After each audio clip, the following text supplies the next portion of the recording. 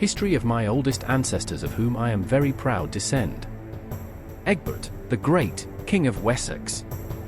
August 19, 825, on this date, an official letter confirms that Egbert, the Great, my 38th grandfather, 8 times my grandfather, King of Wessex and Kent, was involved in military campaigns in Dumnonia, proving what Anglo-Saxon Chronicle refers, and that Egbert raised the last British kingdom of Dumnonia. King Egberto was the 15th grandfather of Queen Santa Isabel, wife of Dom Dinis, King of Portugal.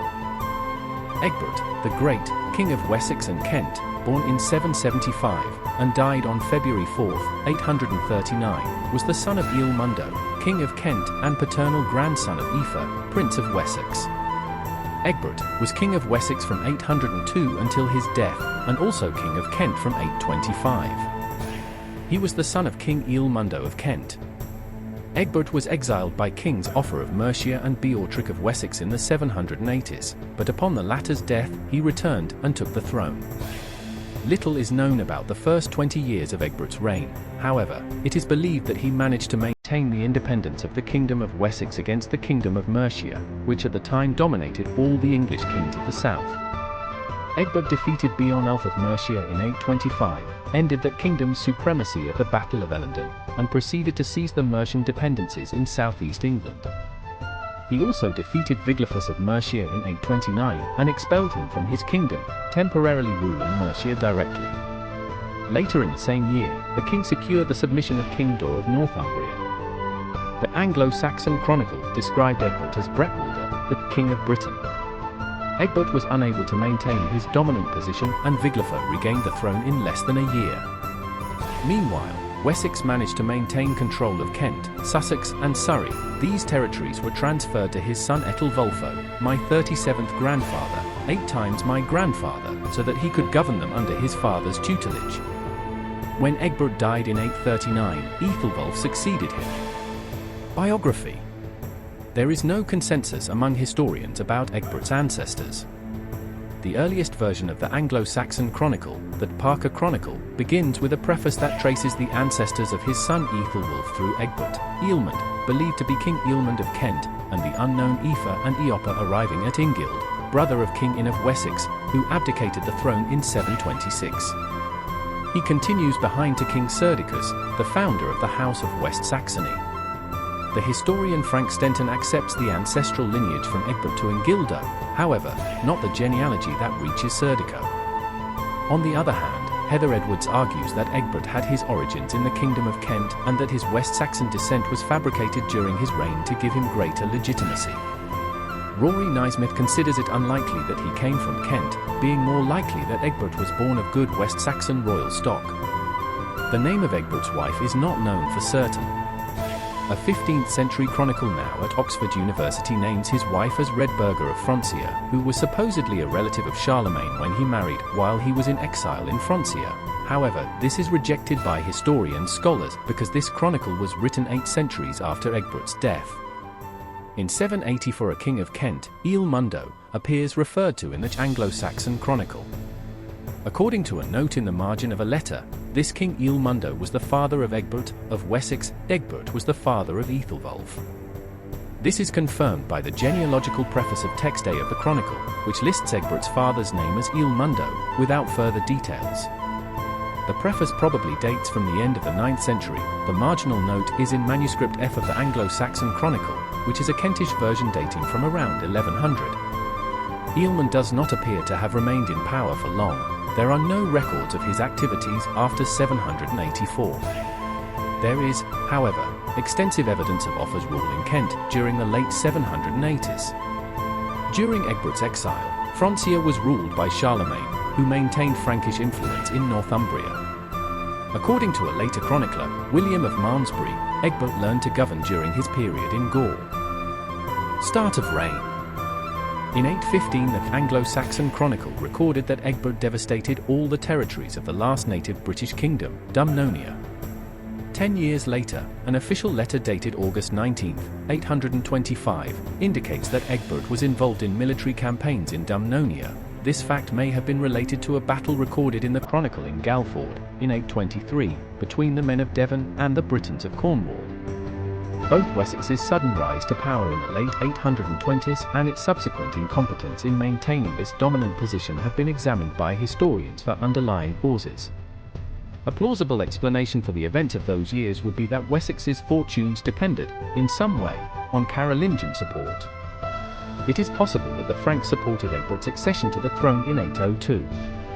At Easter 839, shortly before Egbert's death, he had contacted Louis, the Pious, king of the Franks, to obtain safe conduct to Rome. From then on, a continuous relationship with the Franks appears to have been part of the politics of southern England during the first half of the 9th century. Carolingian support may have been one of the factors that helped Egbert achieve the military successes of the late 1980s. Despite the loss of dominance, Egbert's military successes fundamentally altered the political landscape of Anglo-Saxon England. Wessex maintained control over the southeastern kingdoms, with the possible exception of Essex, and Mercia did not regain control of West Anglia. Egbert's victories marked the end of the independent existence of the kingdoms of Kent and Sussex. The conquered territories were administered as sub-kingdoms for some time, including Surrey and possibly Essex. Although Ethelwulf was one of these kings subordinate to Egbert, it seems clear that he maintained his own royal court, with which he travelled throughout his kingdom. Letters proclaimed in Kent describe Egbert and Ethelwulf as kings of the West Saxons and also of the people of Kent. When Ethelwulf died in 858, his will, in which Wessex is left to one son and the southeastern kingdom to another, makes it clear that it would not be until 858 that the kingdoms would be fully integrated. Mercia continued, however, to pose a threat. Egbert's son, Ethelwulf, established as King of Kent, donated tracts of land to the Church of Christ in Canterbury, probably aiming to counterbalance any influence the offices might have there. In the southwest, Egbert was defeated, in 836, at Carhampton, by the Danes, or Vikings, who in turn were defeated, along with their allies, the West Welsh, in 838, in a battle at Hingston Down in Cornwall. The Dumnonian royal lineage continued after this period. However, it is at this point that the independence of the last British kingdom is considered to have ended. The details of the Anglo-Saxon expansion into Cornwall have been very little recorded, but some evidence can be gleaned from place names. Succession. At an assembly in Kingston upon Thames in 838, Egbert and Ethelwulf granted tracts of land to the cities of Winchester and Canterbury in exchange for a promise to support Ethelwulf's claims to the throne. The Archbishop of Canterbury, Ceolnarf, also accepted Egbert and Ethelwulf as lords and protectors of the monasteries under his control. These agreements, together with a later letter in which Ethelwulf confirmed ecclesiastical privileges, suggest that the church recognized Wessex as a new political power that must be confronted. Clerics consecrated the king in coronation ceremonies and helped write the wills that specified the monarch's heir. His support was a fundamental value in the establishment of West Saxon rule and ensured a peaceful succession for the Egbert line. Egbert, the Great, King of Wessex and Kent, died on the 4th of February 839, and his will, according to the account given in the will of his grandson, Alfred, the Great, left tracts of land only to members of his male family, so that these territories were not lost to the royal house through marriages. Egbert's wealth, acquired through conquests, was undoubtedly one of the reasons for his ability to acquire the support of the ecclesiastical authorities of the southeast. The parsimony of his will indicates that he understood the importance of personal wealth for a king. The position of King of Wessex was frequently contested by different branches of the royal line, and one of Egbert's notable achievements is that he was able to secure the smooth succession for Ethelwulf. Furthermore, Ethelwulf's experience in the sub-kingdom formed from Egbert's conquests in the southeast was valuable to him when he ascended the throne. Egbert, the Great, King of Wessex and Kent, was buried in Winchester, as were his son, Ethelwulf, his grandson, Alfred, the Great, and Alfred's son, Edward, the Elder. During the 9th century, Winchester began to show signs of urbanization, and it is likely that all these royal tombs indicate that the site would be viewed especially by the West Saxon royal lineage.